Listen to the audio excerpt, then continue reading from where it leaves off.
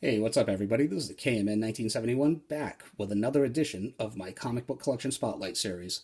This week, the spotlight falls on to Fill It or Thriller, Volume 2, another video focusing in on books that weren't really worth anything 12 months ago, but over the past 12 months, for one reason or another, they've have gained in value. So I think I have about 27 books in this stack that I've just dug out of my long boxes, and all the books shown here are either bought off the rack or in that $1 to $5 range, bought from back issue bins. So let's just jump right on in. This is the new Teen Titans, number 3 from Volume 1. Features the first appearance of Shimmer, who will be appearing on the new Titan show. First appearance of Titan's Tower, Titan's Island, and the origin of Starfire and Raven. Good stuff. This is the only DC book in this stack, unfortunately. There isn't really any back issue spec going on with DC Comics right now. And how could there be? The only thing that people are really kind of specking on at the moment is this Titan series, mainly due to that there's some good buzz behind it, and Season 2 just kicked off. I can't wait to pick up the Blu-ray probably this summer. So, good book to have. For the longest time, this was probably in dollar bins or maybe a $5 book at best, and now it goes for, I think, like $15. The Boys, number 2, just another one of those cases of a series that's hot now, and the number 2 issue usually always follows if the number 1 issue is somewhat collectible. The Boys, number 7, and I forget, maybe the first appearance of Stormbringer, maybe? I'm not sure. It's been a long time since I've read these, but this is also probably between a $10 and $20 book now.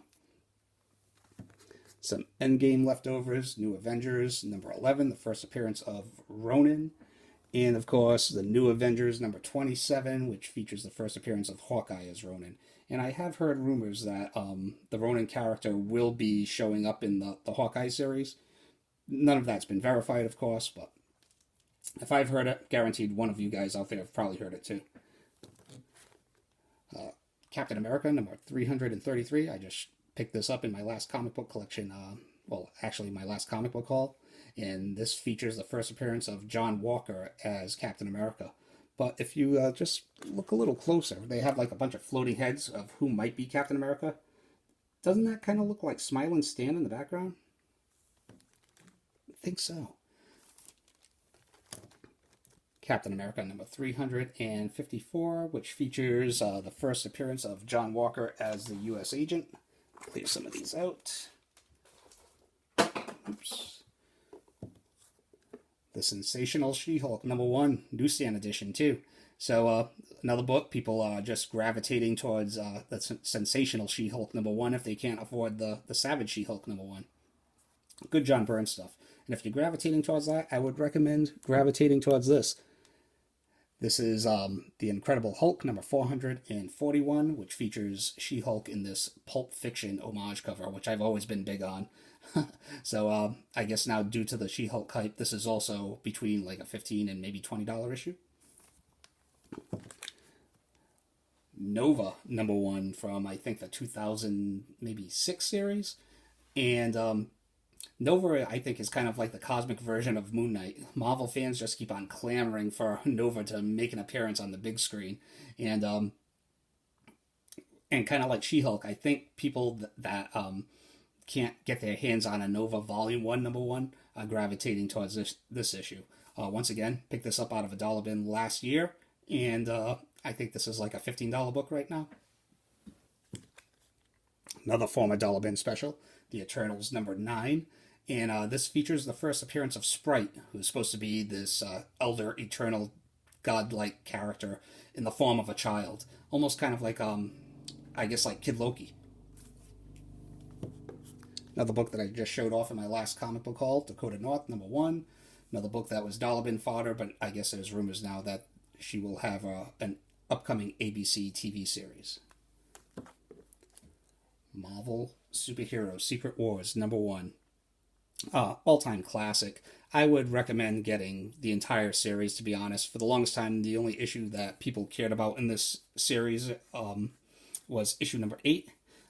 But now, issue number 1 is kind of taken off too, due to major speculation that maybe Marvel Phase 5, or probably more like Marvel Phase 6 if Secret Wars is the end finale of Phase 6. This could see an uptick, kind of like Infinity Gauntlet did. And like I said, regardless if it does or doesn't, I highly recommend picking this up because this is just one of those all-time Marvel classics. Marvel Superhero Secret Wars number 3. Now, I always thought this was a classic issue just because you had Spider-Man, throwing down with the X-Men. Enough said, right?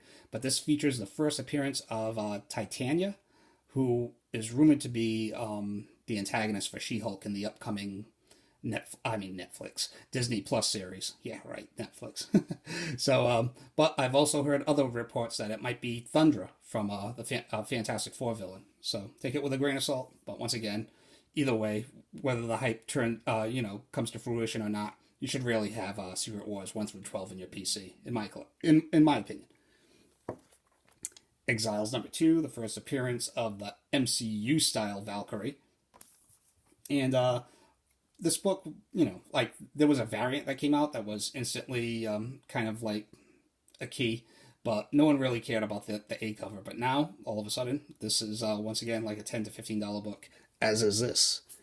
Exiles number 3, which features the first Peggy Carter Captain America, which is supposed to be featured in the upcoming What If series on Disney Plus. I cannot wait until Disney Plus drops in November, man. That's going to be awesome.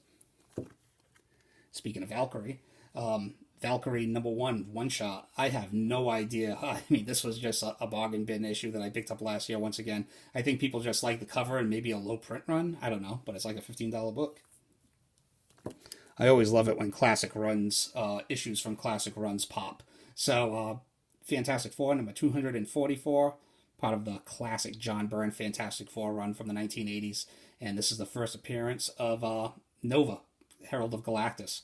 I'm also on the lookout for Frankie Nova's first appearance. I think it's in Fantastic Four number 170. But yeah, cool book to grab. A lot of people are speculating on all sorts of different Heralds of Galactus. So, cool. Annihilation number 4. Another book. This one's kind of all over the place. You might see it online, like get sniped, like for like in a bid. But most of the time, this book sells for anywhere between like $10 to $25. So Annihilation, I would kind of like Secret Wars. I would definitely recommend the whole Annihilation series. And then if you like that, I would definitely jump onto Annihilation Conquest and the Thanos Imperative. Classic Marvel cosmic stuff that doesn't get enough credit. And I don't think if these books didn't happen, I doubt we would be even talking about Guardians of the Galaxy, or if there would have even been a Guardians of the Galaxy movie. Conan the Barbarian, number 58, the first full appearance of Bailey. Book that was worth maybe $20 in the beginning of the year. Now I think it's like maybe a $10 book, but most Conan the Barbarian issues after the Barry Windsor Smith issues were like in dollar bins. So, pretty cool. Venom number 9, the first full appearance, allegedly, of Dylan Brock, even though, according to Donny Cates himself, he considers number 7 to be his first appearance, but the market will decide. Either way, Carnage and Venom right now are like supernova hot, and there's a lot of speculation as pertaining to the Dylan Brock character. So we'll see. Personally, I don't really like him. Venom, Lethal Protector, number 4. This was another book that kind of got hot right before the Venom movie, and then it went back down to being worth nothing again. But now, once again, thanks to the Carnage crossover, which is incredibly awesome, this book has kind of taken off to maybe, $15, $20 issue again. Speaking of which, another dollar bin special, Amazing Spider-Man, number 347. People are already speculating on Venom Island, or Spider Island. No, Venom Island, I believe. Which will take place in Venom issue number 21 after the Carnage crossover. So, once again, I guess this book could go from anywhere between $1 to $5 before, but now, thanks to Donny Cates, $15 to $20. And inadvertently, I guess also thanks to Donny Cates, the Punisher War Journal, number 6. And I consider this a classic. First time that Wolverine and the Punisher meet and throw down. I mean, come on. Marvel, of course, milked the hell out of this in the 90s, so it wasn't special anymore anytime Wolverine and the Punisher met up. But this is a classic. Jim Lee, heavy Jim Lee inks throughout the book, and highly recommended. I think I think it's like a $15 book because it, I guess, part of the Carnage event, one of the books in the Carnage event, there was an homage cover of this. So, cool. Jonathan Hickman, it has officially started. Books from the X-Men back issues are finally starting to pop here and there. Small pops, but considering there haven't been really any interest in X-Men comic book, aside from the big ones, in a very long time, going on like a decade, I think that's very cool. So, Uncanny X-Men number 191, first appearance of Nimrod. We have Uncanny X-Men number 312, which is the first full appearance of the Phalanx. X-Men number 4, which I can't believe is a minor key now, probably like a $10 book. First appearance of Omega Red. And lastly, we'll end it off with Uncanny X-Force, the first appearance of the Omega Clan. Whew. So, that's all I have for this week. I will be back next week because I believe next week will fall on Batman Day. And anytime it's Batman Day, we throw a video down here on the KMN 1971 channel. So I hope you all liked it. And hopefully this will, hopefully you can find some books out there on the cheap. And yeah, that's all I have for this week. I am psyched for some football now. Whew. All right. So have a great weekend, and I'll catch you all later. Take it easy.